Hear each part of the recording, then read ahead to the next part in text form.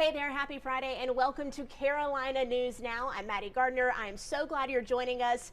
We made it through another week. Maybe this one felt a little bit longer because of daylight savings time over the weekend, but you can exhale. The weekend is upon us. And don't worry if you missed any of the major news stories this week, because that is why Carolina News Now is here.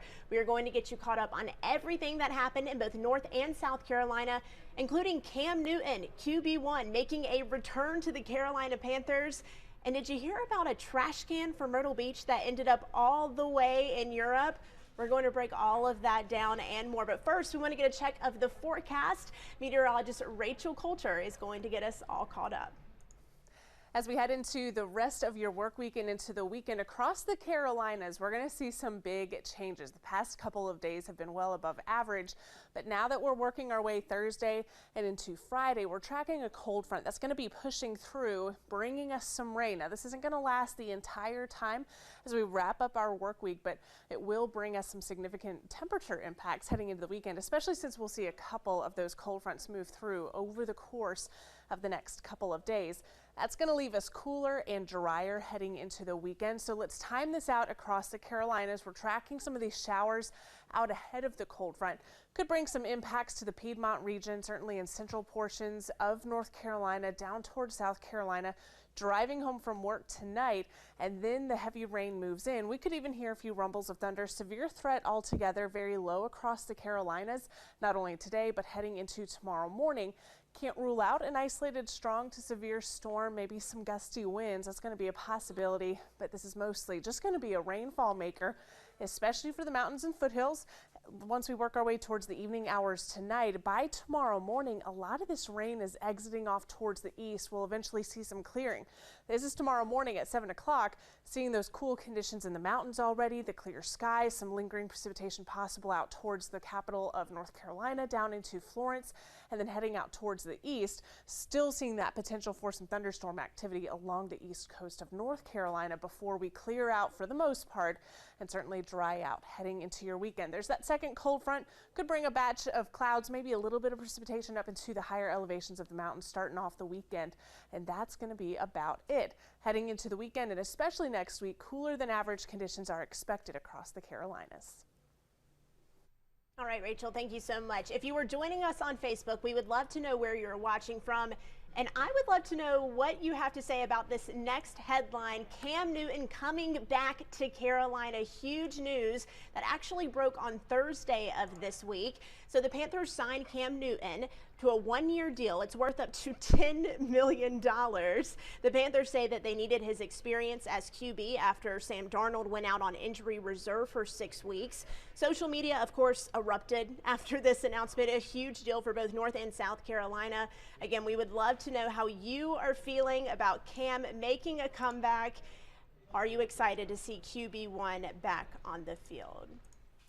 All right, we want to take you now to Greenville. A big story out of there this week is actually from East Carolina University. A fraternity is under fire. So the university sent out an alert to students this week saying that there were allegations of drink tampering and a sexual assault at this fraternity house. A petition went out to get the fraternity kicked off campus, and it has now received thousands of signatures. So we're going to turn it over to Justin Lundy. He is reporting out of Greenville for us.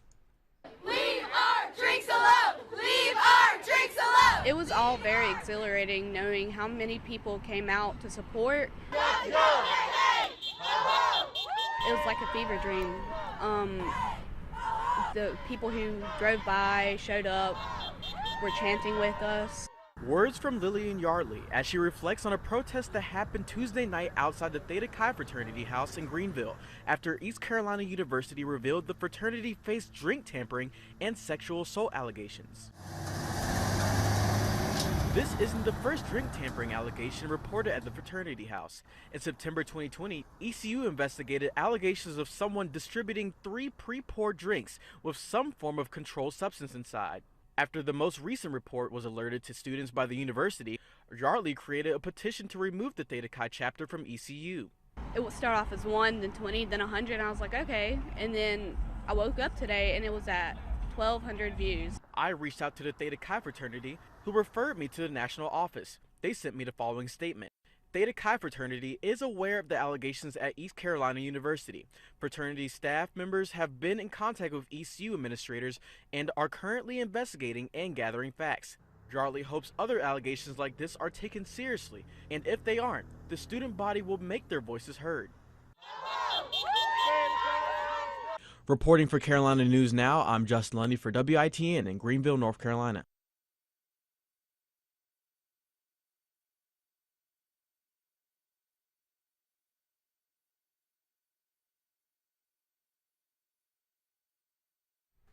And we want to go from Greenville to Charleston, South Carolina. That was Justin Lundy reporting. But now we want to go over to what has been a big story for really the past 2 weeks. I'm talking about pediatric COVID-19 vaccines. So a lot of parents obviously have questions about not only the reactions that children could get from the vaccine, but also the side effects of their child getting COVID-19. So Summer Hector spoke to doctors in Charleston this week to get a better idea of what those reactions could be and what the side effects of getting the virus could be. So let's check in with her now.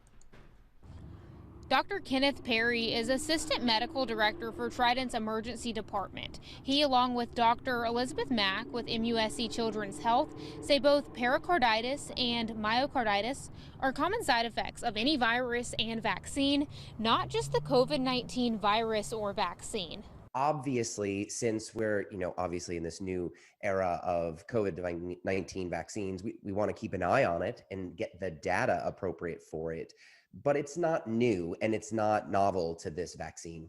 Dr. Mack says myocarditis is associated with hundreds of viruses and bacteria, autoimmune diseases, and medications. She says MUSC Children's Health has seen about 300 kid cases of multi-system inflammatory syndrome with the COVID virus. She says many of those kids had myocarditis related to COVID as well. However, she says none of them were vaccinated. She says of the one or two she has seen also be vaccinated, they recovered within a few days and with medicine like ibuprofen. While Mack and Perry both say the benefits of the vaccine outweigh the risks, Dr. Perry says parents should look out for symptoms. It seems to be much more a regular chest discomfort, chest pain, and that's certainly something that if your child is concerned about or discusses with you, certainly get in touch with your primary care doctor. And obviously, we're in the emergency department 24 hours a day. Now, if you have questions about vaccinating your kids, you are encouraged to talk to a pediatrician first. In North Charleston, Summer Hector. Summer, thank you so much. The main message there, of course, is to talk to your pediatrician, your child's doctor, if you have questions about getting them the COVID-19 vaccine between the ages of 5 and 11. From Charleston, we want to go to the state capital of Columbia. So you might have heard about President Biden's infrastructure bill. It's a bipartisan piece of legislation that the House passed late last week. But how is that going to affect our neighbors in South Carolina? According to the White House, the bill would send $6 billion to the Palmetto State. Mary Green is reporting from Columbia on how that money could be spent. That money will be split into several different categories, the largest of which goes towards roads and bridges. The South Carolina Department of Transportation says it'll likely use the money the state gets not toward new projects, but toward projects it developed about 8 years ago as part of a much larger study into the state's overall transportation system for the next few decades. Having a lot of money at one time without a plan is not a great plan. So having the vision that we did to lay out that plan and now being able to execute it is really what it's all about for us. We reached out to the White House to find out how much money South Carolina will be getting.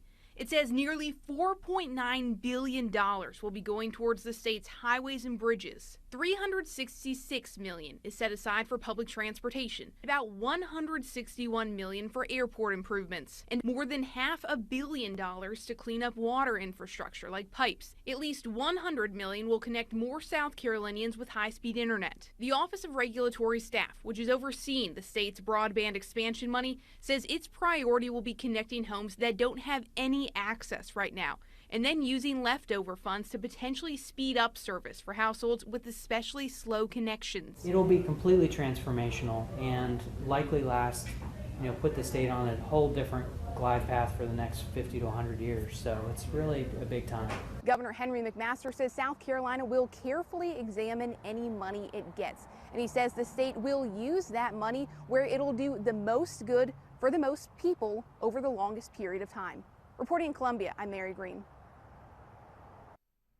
Mary, thank you so much. So the White House says that President Biden is waiting on signing that bill, and the member of Congress who worked on it are back in the Capitol. And right now, those members of Congress are on recess, but they are scheduled to return this week.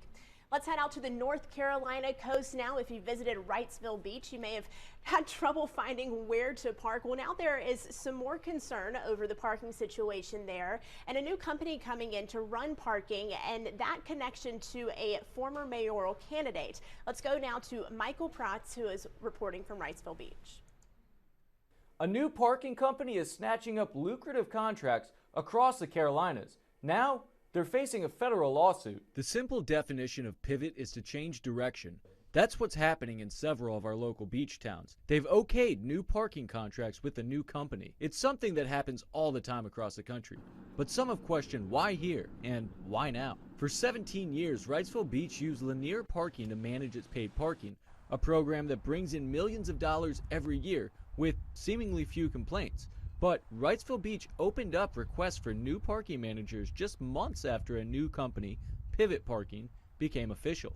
Pivot boasts Bill Blair, the town's former mayor, as a consultant. That's something that former mayoral candidate Greg Buscemi says doesn't sit right with him. I think at the very least, in the broader sense, it kind of just adds more to the skepticism behind the whole decision-making process. Why it seems like this contract was lined up in perfect timing with starting this new company with familiar people. It remains unclear what, if any, influence Blair had behind the town's switch to Pivot Parking, but it's worth asking the question. We reached out to Blair, but he says he can't comment on the matter as there's a pending lawsuit between Lanier and Pivot. A lawsuit launched by Lanier accusing Pivot Parking and Tina Reed, a former Lanier employee and current executive of Pivot, of using confidential information to acquire customers, many of them clients of Lanier. Is that the case? Is something fishy going on with our beach towns switching parking companies? We went to Reed for an answer. We just would like to ask you a question or two about the lawsuit between Lanier and Pivot Parking, if possible. But we were quickly told no. I cannot provide a comment on that. You would have to speak with our media director. We never heard from the media director. However, we did get a statement from Pivot Parking's attorney, who declined to give an on-camera interview. He denies the claims made by Lanier, saying in an email, Pivot Parking has filed counterclaims against Lanier Parking, including claims for tortious interference with contract and for unfair trade practices. Despite Lanier Parking's efforts to prevent fair competition, Pivot Parking continues to properly serve all of its clients' parking services needs. Like not paying to park, one thing is for certain. It costs taxpayers money to break contracts with parking companies. Carolina Beach Town Council recently voted to switch to Pivot Parking from Lanier, a move that's still in the works and that will cost the town thousands of dollars. They had to pay out as a prorated amount of approximately $36,000 to pay out. We think with the improvements we're going to make in parking this year, it'll more than pay for itself, though. We'll get that money back. While that item was pulled from the council's agenda at the last minute without explanation, questions still remain for people like Buscemi, who say the creation of Pivot Parking and the acquisition of Lanier contracts seems like more than a coincidence. The most concerning part to me was how it all kind of fell in line with a preconceived, it looks like there was a plan set in place where this was going to happen, and this was going to happen, and then a contract was going to be awarded to somebody different. We reached out to Lanier Parking for comment on this story, but they didn't respond to any phone calls or emails, but we're going to keep trying. For Carolina News Now, I'm Michael Prats, WECT News. Michael, thank you so much. If you were just joining us, you are watching Carolina News Now on this Friday. We are so happy you are here, getting you caught up on the latest news stories. If you're watching on Facebook, we would love to know where you're watching from. Say hi, maybe let us know your weekend plans. We're going to get a check of the weekend forecast in just one moment. But first, the next two stories are arguably my favorite of the week. I want to take you now to Western North Carolina, to Burt County. It is somewhat of a Veterans Day week story. A woman in Western North Carolina was rescued from her mobile home that caught on fire with oxygen tanks inside by two men who just so happened to be veterans. And firefighters say flames really ripped apart her home. And if these two men didn't jump into action so quick, this story could have had a tragic ending. Ron Lee is reporting from Morganton. The 2 service members that I talked to tell me that they directly credit their military training for their ability to run into this burning home and save that victim. For one of these 2 men, he tells me it was an atonement for sins of the past. I don't know that they would have went another 15, 30 seconds. The fire burned so hot and so fast, smoke was still coming from the ashes 24 hours later. It was well involved when it came out. Flames igniting multiple oxygen canisters, sending emergency crews diving for cover. That big explosion, 2 of them. I knew what they were. As soon as it happened, I knew what they were. As the flames consumed this mobile home in Valdez, the call for help went out. But firefighters were nearly 10 minutes away. In a couple more minutes, by the time of our arrival, could have been potentially fatal. Neighbors, seeing the danger the trapped woman was in, jumped into the fray to help. And that's an amazing thing to see someone risk their own life and they don't have to. But these weren't just ordinary citizens, they were soldiers. Anytime there's a need, we're going to be there. We're going to meet that need. Donnie Smart is a Marine who worked in special ops up in Quantico. He was raking leaves in the front of his house when he heard the trapped woman scream. Without hesitation, he came running to help. You would do the same thing. Who wouldn't help someone, especially in a situation like that? You just do what's needed. Thomas Frank lives just across the street and saw what happened. He said his training in the 82nd Airborne kicked in. I'm not going to sit here and go into my house and shut the door. You know, that's crazy. Frank says what happened yesterday in some ways have helped him atone for past hesitations. I could have saved other people. I completely froze. Back in 1994, Frank was at Pope Air Force Base when a cargo plane disaster happened. 24 servicemen were lost. And while he couldn't save those lives, at least he could save this one. I could have saved the guy's life, and I didn't, because I was too scared. And yesterday made me feel good, because that didn't even cross my mind yesterday. You know, kind of like redemption, you know. Both men tell me that the fact that this all happened this close to Veterans Day makes it that much more special and that much more memorable. For Carolina News Now, I'm Ron Lee reporting from Morganton. Ron, thank you so much. Goodness, when you see the video of the mobile home, what was left of it, and those oxygen tanks ripped in 2 pieces, it really shows how heroic the actions of those 2 men were. Certainly service and sacrifice even after leaving the armed forces. We celebrate veterans this week and every week. All right, this is a crazy story out of Myrtle Beach and out of Ireland. Stick with me here. A trash can from Myrtle Beach made its way all the way over to Europe, where a family who was just taking a Sunday walk stumbled upon it. So we have a reporter from Myrtle Beach now, Jennifer Roberts. She talked with experts about how this trash can ended up across the ocean and also the family who found it. It is a story you have to see. Let's watch it now. An expert tells me a Myrtle Beach trash bin similar to this one more than likely made its way to the waterway after a storm, which led to Keith McGrill and his family's discovery of the bin nearly 4,000 miles away. This is like a big message in a bottle. This has come all the way across the ocean from America. On Sunday, McGrill says he and his family were taking a stroll on the beach. It's located on the west coast of Ireland. That's when they saw a large object that had washed up on the shore. It turned out to be one of these, a Myrtle Beach trash bin. I said, wow. So that was my first impression. So how did the trash bin make its way from Myrtle Beach, South Carolina to Europe? I'll let the experts explain this further. It's not all that unusual, actually. There's a large-scale circulation in the Atlantic Ocean just back in the background behind me. And we're familiar with one arm of that current, which is the Gulf Stream. The Gulf Stream flows roughly parallel to our coast until it gets to the Outer Banks of North Carolina, and then it turns more east-northeasterly from there and flows up to around 40 degrees north and 30 degrees west before it starts to branch off in 3 different directions. One of those branches goes toward Ireland, and so that's likely what happened. It ended up washing ashore on the Ireland coast. McGrill says the bin discovery was a teaching moment for his family about how far debris can travel in the water. He's also excited to see how this trash bin is sparking conversations among people oceans apart. Just amazed that people are interested in the story. I suppose what started off as a Sunday walk with the family turned into, as I tell the kids, me being interviewed for TV in the US. So yeah, my brother actually said to me as well today, he said, so you're going to be trash talking on US TV now as well. McGrill says as of now, the trash bin remains on the beach. He says the last time he saw it, it was half full. Reporting for Carolina News Now, I'm Jennifer Roberts, WNBF, Myrtle Beach. Okay, so trash talking on US TV has to be my favorite quote of the week. What a wild story there out of Myrtle Beach. We are so happy you are joining us this Friday for Carolina News Now. We want to get another check of the forecast before we let you go and before the weekend begins. Let's turn once again to meteorologist Rachel Coulter. After what has been a very warm and sunny week, we're finally at the point where we're going to see some changes heading into the weekend, and that's the case across the Carolinas. We're tracking a cold front to wrap up the work week. This is going to bring some periods of showers and storms to the area, mainly tonight and into tomorrow. So we're talking about that Thursday evening as we wrap up our Veterans Day and head into our Friday, where we're anticipating those impacts, but this is out of the way pretty quickly. And I'll show you that on your hour-by-hour forecast here in just a second. What this is going to set us up for the weekend, even though another cold front will move through, not going to see much precipitation with that one, more so just a reinforcing shot of cold air. So much cooler for the weekend, mainly dry, more seasonable certainly than what we've had the past couple of days. Looking at your hour-by-hour forecast, I've overlaid your temperatures as well, so you can check out temperatures where you are.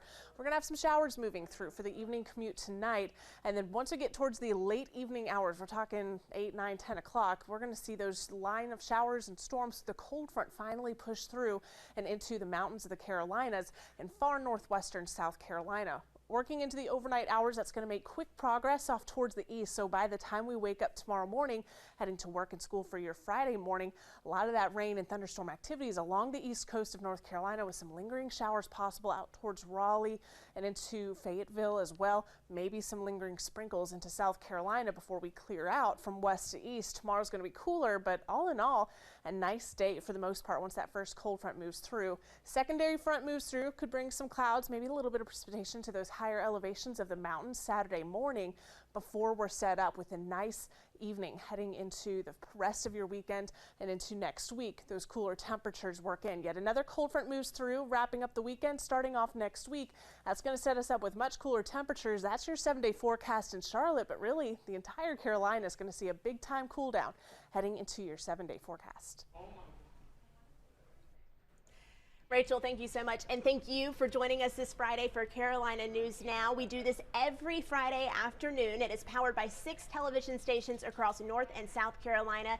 You can watch us on Facebook on your local station's Facebook page. You can also catch us on Roku, Amazon Fire, Apple TV, or your local station's news app. We hope to see you again, and I hope that you have a fabulous weekend. Thank you so much for joining us on Carolina News Now.